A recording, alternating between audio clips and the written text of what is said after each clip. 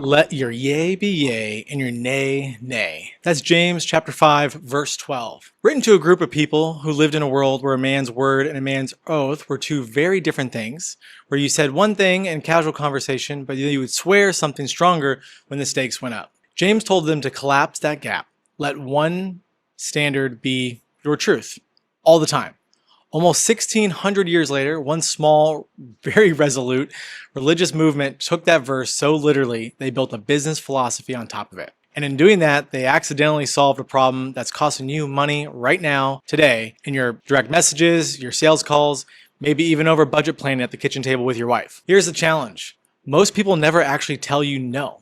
They just quietly stop telling you yes, and they stop giving you buying signals. This is Personal Bets. My name is Chance Sweat, a business broker with Fitzgibbon Alexander and owner of Sweat Equity Advisors, where I help business owners grow revenue, build sales teams that work. Today, we're talking about that silent no, the deal that dies of neglect instead of just honestly dying, and a 400-year-old habit that shows you exactly how to kill it before it kills your pipeline. George Fox was born in 1624 in Lancashire. I cannot say words like that. I really can't. Lancashire, England. He was the son of a weaver. By his mid-20s, he started what became the Religious Society of Friends. You probably know them as the Quakers. He spent a good chunk of his life in and out of prison for it, to be honest. Most of the things that got him locked up was refusing to swear oaths. Not because he had something to hide, actually quite the opposite. Fox pointed straight back to James 5:12 and to Jesus in Matthew's gospel saying almost the exact same thing, that you should let your yes be yes and your no mean no. His argument was simple, although a little embarrassing for his friends. If you need a special, heavier version of the truth for the courtroom, an oath, that means that your everyday truth isn't really good enough, and that wasn't good enough for Fox. His logic was that in swearing an oath admits that you probably lie the rest of the time. So Fox and his early Quakers refused, just straight up refused.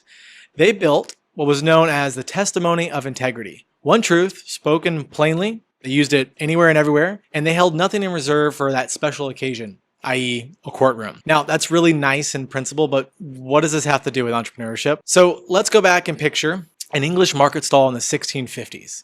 There's no price tag. There's actually no real price at all, really, until two people start talking. You ask, what's that worth? And the person running the stall names a number, something that they honestly don't expect you to get or to pay for, and then the dance begins. If you're a good negotiator, you might start acting unimpressed. I mean, you've seen better tomatoes after all. Maybe you turn to walk away. Not because you're actually leaving, but because you're walking away is a move, a tactic. The same way folding your arms is a move during a negotiation. Then the stall operator drops the price a little. Let me think it over. I need to talk to my wife. I need to get her to weigh in on this.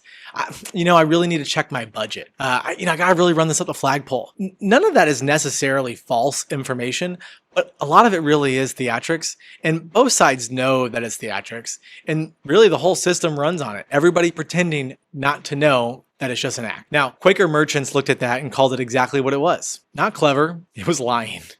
So they did something that got them mocked, distrusted, and occasionally accused of ruining commerce itself. Could you imagine being accused of ruining commerce? So they marked a fixed price on every item, the same price for every customer, and refused to move on it. Let's think about it as the first CarMax, meaning there's no haggling here. No special treatment for the sharp-elbowed customer who knew how to work a room. The price was the price, because setting a fair price and then pretending it wasn't fair enough to negotiate down to them was its own kind of lie. And I imagine at first it looked pretty suspicious. People didn't trust a merchant who wouldn't argue with them.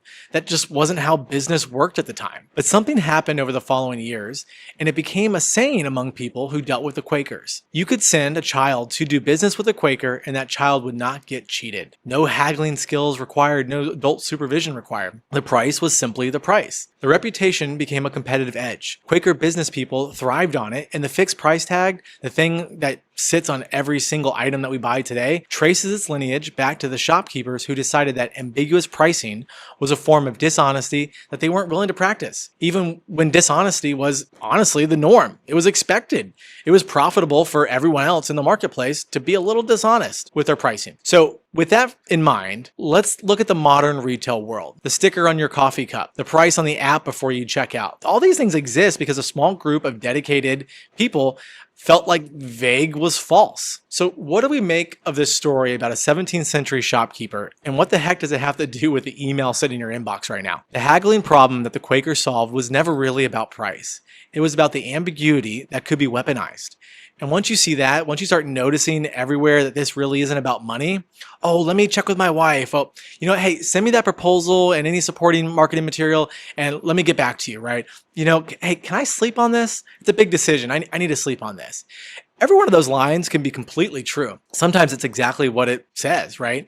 But in functionality, I mean, it's the same move of the 1950s customer drifting towards the door to shake loose a better number. It's not always about information gathering. It's really a silent no. Now, I sell businesses for a living, and I hear, let me think about it, a ton. And, 9 years in business to business, Fortune 500 sales, 6 years now on Main Street. What has it taught me? Sometimes it's true. People genuinely have partners, spouses, boards, CFOs that they have to answer to. And some of those things are scarier than the others. And respecting that is just respecting reality. A real, hey, let me check, and a silent no almost sound identical on the phone. So what do we make of that? Well, the difference is in the follow-up or the willingness of a follow-up, right? A real deferral comes back with a commitment to a date that you anticipate having a decision or material update. A silent no just trails off, right? There's no commitment to a follow-up, no date, no response, and the deal doesn't necessarily die. It just stops moving, and then everyone's too polite to check the pulse. How many times in my early sales career would I sit in front of my managing director and he'd ask me about something and I would just be, and we move on to the next deal because I was too afraid to ask if the deal was dead because I didn't want to find out that I lost the deal. I mean, isn't that Schrodinger's cat, right? The cat's not dead unless you open the box. Quaker's move wasn't super complicated. They didn't get better at reading body language. They just removed the ambiguity at the source itself by refusing to let their own price be a moving, negotiable thing that invited a moving, negotiable answer. And so if you speak in this soft, hedgy, wiggle room type language, you're going to get a soft, hedgy, wiggle room answer back. It's not that people are dishonest with you. It's just that you've told them without meaning to that vague was an acceptable answer to you. So same thing shows up at home, right? I've said, let me check with my wife plenty of times in my life. And I bet you have too. And sometimes that's honest because my wife manages our home, social calendar, and I actually need to check with my boss on some things. That's the way it should work, right? But sometimes, if I'm honest with myself, it's me using her as a shield so I don't have to be the one who says no. Now, the Quakers didn't fix the marketplace by getting more suspicious of other people stalling. They fixed it simply by making their own side of the transaction so plain that there was nothing left to stall about. You either wanted the tomatoes or you didn't. Here's the price. So what do we do when we can't discern from our clients if it's a true deferral or a silent no? Few things. Number one, ask them out loud. Is that a no? It feels so blunt the first 10 times you say it. Say it anyway. Asking this collapses the whole gap between is it or isn't it, right? And it's actually polite. And, most people given the chance would rather just tell you the truth and keep performing that it's not going to work, right? Number two, your hedge words is their permission slip. If your terms sound negotiable, people will negotiate with either a silence or delay. Let me think about it. State it once, state the price tag, and then invite them to say yes or to give you a firm follow-up of when they will have a yes or a no for you. Number three, a fixed price is actually a machine of trust. And it's not really just a policy, but the Quakers didn't get a reputation for honesty because they were nice. Most super resolute, rigid religious orders aren't the nicest of people. They got it because you could predict them. And predictability held consistently is what lets a merchant become someone that you could send your child to do business with and you didn't feel like they're going to get ripped off. Number four, don't hide your no inside someone else's authority. Let me check with my wife. Let me check with my partner. Let me run it up the chain. Sometimes it's true, but sometimes it's just a shield. So know which one you're doing before you say it and be honest about it. So in closing, let your yes be yes, let your no be no. Everything else, the hedging, the soft maybes, the checking in, the never check back, it's just a waste of your time and your clients. It really is. I'm Chance. This has been Personal Bets. Oh, and if you're curious about what your business is worth, or perhaps you're trying to grow your business to a point where you can step out of the day-to-day or step out of it completely, go ahead and visit my website in the show notes. And thanks for listening.